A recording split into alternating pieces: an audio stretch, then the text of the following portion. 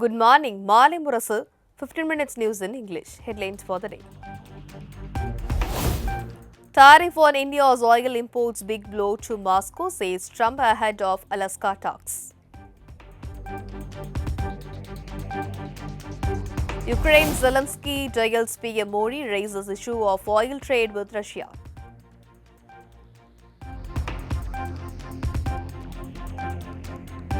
EPS accuses DMK government of political vendetta against farmers.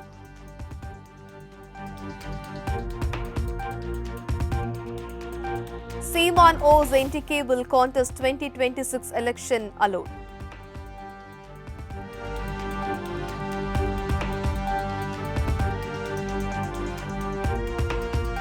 Police granted permission for TV case against state conference in Madurai.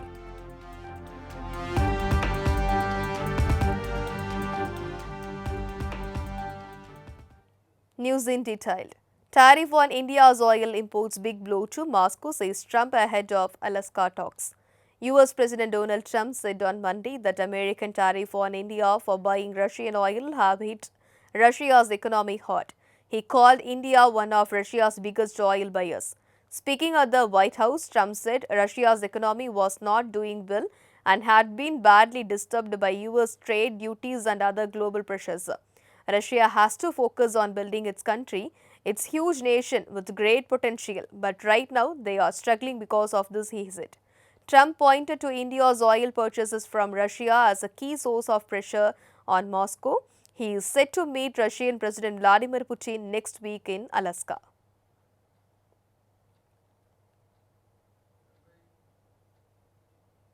Ukraine's Zelensky dials PM Modi raises issue of oil trade with Russia. Ukraine President Zelensky spoke to Prime Minister Narendra Modi over the phone about recent Russian attack on Ukrainian cities and villages. He informed Modi about a strike on a bus station in Zaporizhia yesterday, where dozens were injured in what he called a deliberated bombing of civilian area. Zelensky said that while there is a chance for peace talks, Russia is choosing to continue its occupation and killings instead of working towards a ceasefire. On X, he wrote, I had a long conversation with the Prime Minister of India. We discussed all key issues, our bilateral cooperation and the wider diplomatic situation. I am grateful for his warm words of support of our people. He added that India's backing for Ukraine's peace effort is important and stressed that any decision about Ukraine must involve Ukraine itself. The leaders also discussed sanction of Russia. Zelensky said it is necessary to cut Russian energy exports, especially oil, to limit Moscow's ability to finance the war. Every leader with influence over Russia must send strong signals to Moscow, he wrote.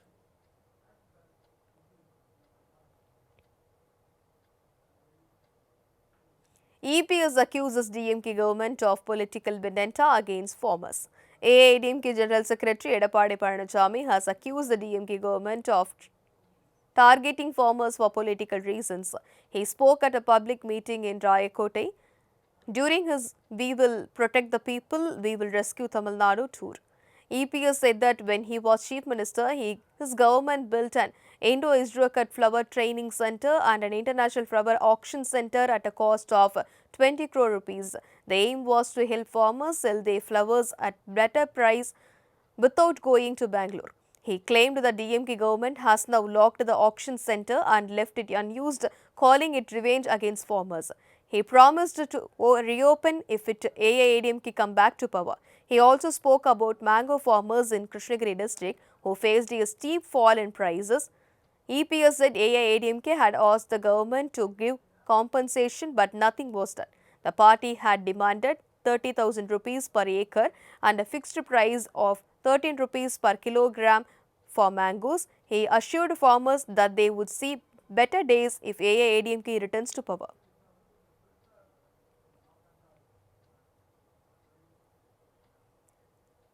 Seaman owes NTK will contest 2026 election alone. Nam Tamizhar Katchi leader Seaman has categorically stated that his party will not form any alliance and will contest the 2026 election alone. He made this declaration amid ongoing speculation among political analysts that NTK might ally with actor Vijay's party Tamilaka Vetri Kazhagam. In a strong statement, Seeman emphasized that his party is prepared to die and turn to ashes rather than join a coalition. The political landscape for the upcoming election is now expected to feature a four-way contest with the DMK and AIADMK leading the respective fronts, while NTK and TVK are poised to compete independently. Seeman's announcement dismisses any possibility of a merger or alliances with other parties, reinforcing his party's commitment to contesting the election on its own.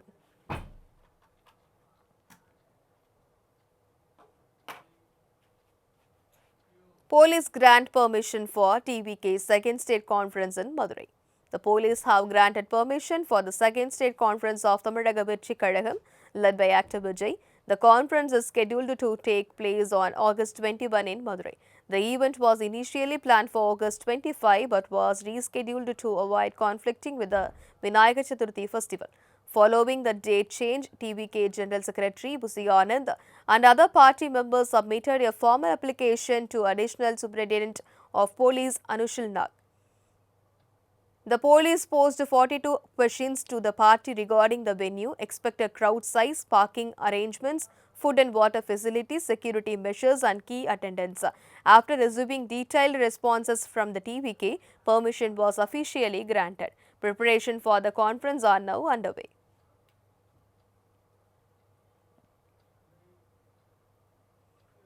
Karnataka minister ousted after voter list remarks upset party BJP jeers. Karnataka minister K.N. Rajanna has been removed from his post after comments that upset the Congress leadership. Sources say Rahul Gandhi wanted him out and more action could follow. Rajanna's remarks about alleged voter list changes by the Election Commission created a storm. He said the changes in Mahadevapura in 2024 happened when the Congress was in power, questioning why it was not flashed back then. His comments clashes with Rahul Gandhi's strong allegation that the Election Commission, with BJP's support, had added large number of fake voters. Gandhi's charges have become a major political issues after his press conference and talks with India bloc leaders last week. Rajanna's statements, however, gave the BJP an advantage in the debate. Congress leader K.C. Venugopal reportedly spoke to Chief Minister Siddaramaiah before Rajanna was dropped. US designates Baloch Liberation Army as foreign terrorist organization. The United States has declared the Baloch Liberation Army and its wing, the Majid Brigade, as a foreign terrorist organization. The announcement was made on Monday. The BLA is a separatist group fighting for an independent Balochistan and South Pakistan. It has carried out many violent attacks. The US said the group has been on its special designated global terrorist list since 2019 but has continued its assaults. The attacks include suicide bombing near Karachi airport and the Gwadar Port Authority complex in 2024. In March 2025, the BLA hijacked the Jafar Express train, killing 31 people and taking over 300 passengers hostage.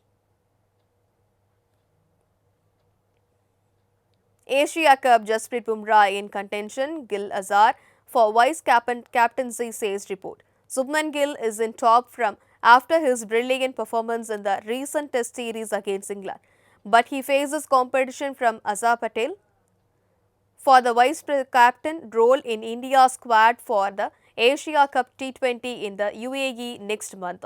Pace star Jasprit Bumra will also play in the tournament. He may be rested for the first test against the West Indies in early October.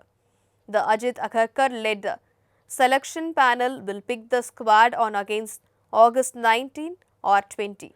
The final decision will depend on the medical reports from the sports science team, including updates of skipper Suryakumar Yadav, who has started batting practice in Bangalore. Aksar was vice-captain in the home series against England, while Gill was deputy when Suryakumar first became full-time T20 captain in Sri Lanka last year. Selectors are expected to keep the current step intact with Abhishek Sharma, Sanju Samson, Surya Kumar, Tilak Verma and Hardik Pandya forming a strong top orders.